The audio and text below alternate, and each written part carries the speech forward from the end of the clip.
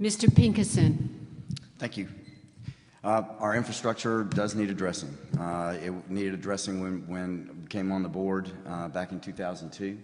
And it was something that as soon as I kind of understood everything that was, well, not everything, kind of got a pretty good inclination about what was happening, that is an item that I've pushed very hard for during the tenure, or during my tenure. This county commission has in fact put probably close to $100 million towards our roads, new roads, repaving, or actually mostly new roads, because Southwest 24th was a new road. But we have tried very hard. It's in the last, I guess, 6 years to make a difference as far as the roads are concerned. Unfortunately, this was a problem that started prior to 2002. In our presentation that we were given the other day, some of the roads that they were talked about were last paved in 1978. So if you go with a 15-year life cycle, it should have started happening back in '93. Unfortunately, that didn't happen. As far as paving for it, I came up with a plan a few years ago that we treat the money that comes on the tax rolls when a piece of property goes from undeveloped to developed. Essentially, the county gets a windfall, and it goes into the general fund to be dispersed however it gets dispersed. I proposed a few years ago that we take a percentage of that, up to 50%, as they come on the tax roll, and treat it differently for the first few years of its existence. By doing so, we probably would have had, tens of millions of dollars. I think it was something I did the analysis, and in the last 5 to 10 years, had we done that, it would have been like $36 million that we could have applied to the roads. We're going to talk about that again this year. Hopefully, we do it. Truthfully, if we're ever going to address this issue, it's probably going to ultimately involve a sales tax.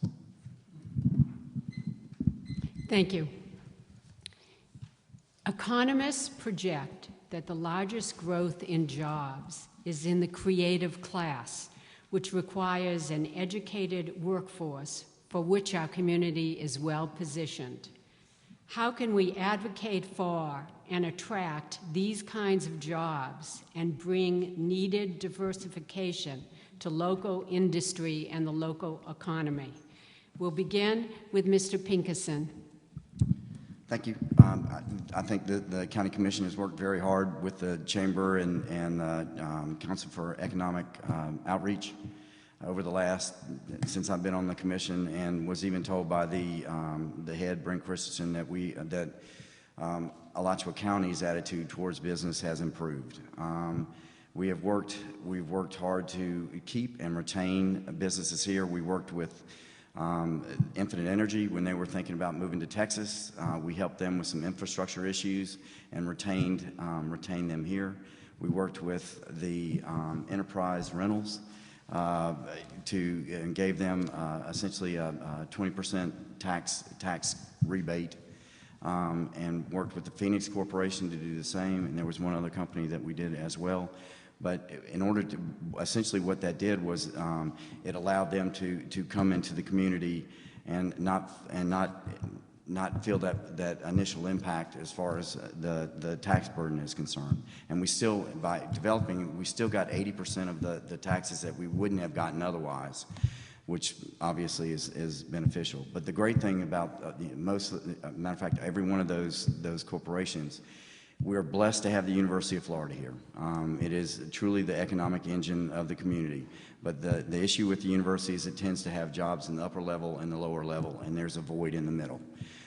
All the jobs all these corporations that I just mentioned tend to have the type where you don't necessarily have to have a degree. And I think in our conversations with Tina, she said somewhere in the neighborhood of around only 30% of the people who graduate from the local high schools actually go to college. So there is a tremendous need for jobs that will allow people to support themselves as well as their family. And I think that we've tried very hard to have that happen. Thank you. Mr. Gabriel.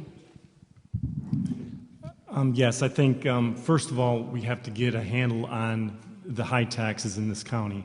If you want to attract businesses, if you want to create jobs, if you want to attract good, clean industry, they're not going to come to a county that has the highest tax rate in the state of Florida. We have to bring those taxes down.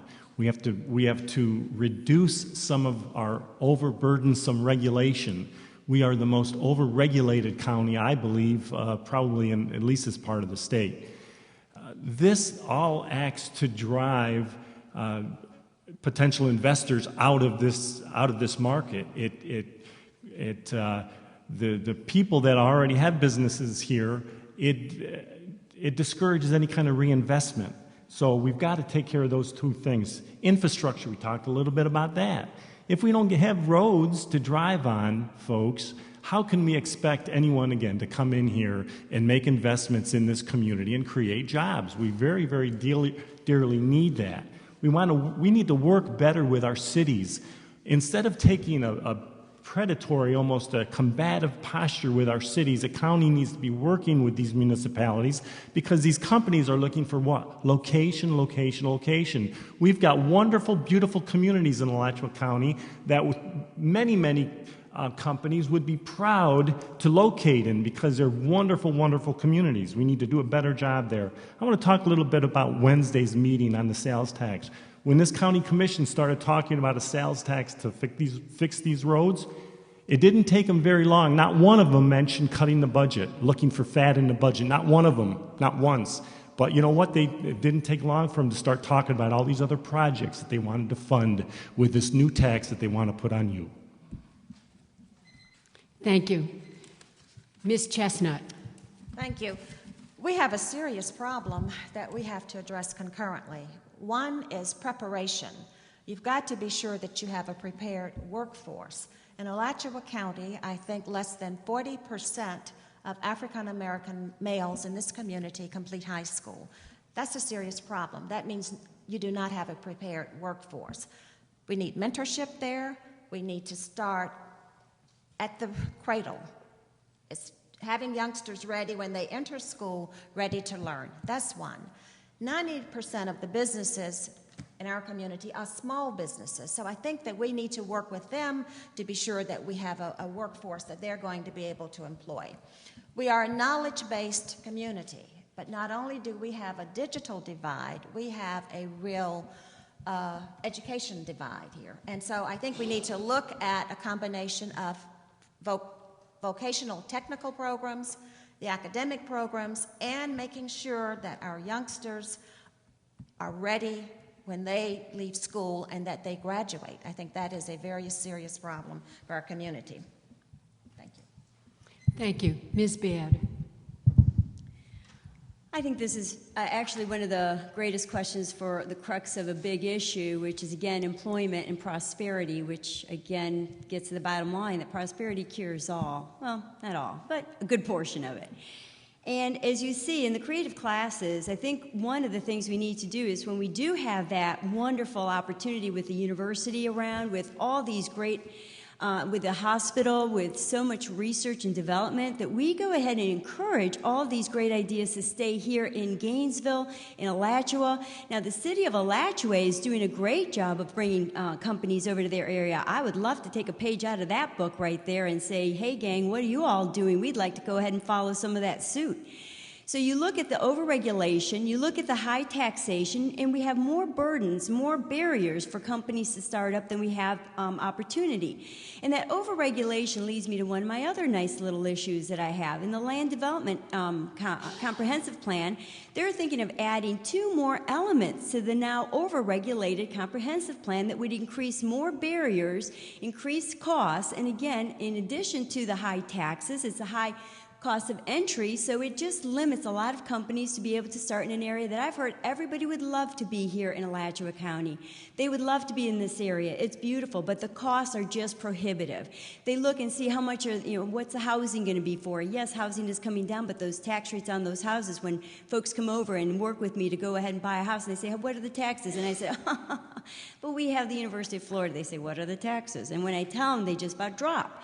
So, it's a bunch of different little things, but we need that light manufacturing as well, so we can create those $12 to $18 an hour jobs sprinkled with some benefits, so we can go ahead and employ a lot of those folks. There's a lot of opportunity. We just need to focus on the importance, and that's bringing those jobs here. Thank you. Now we have a question from the audience.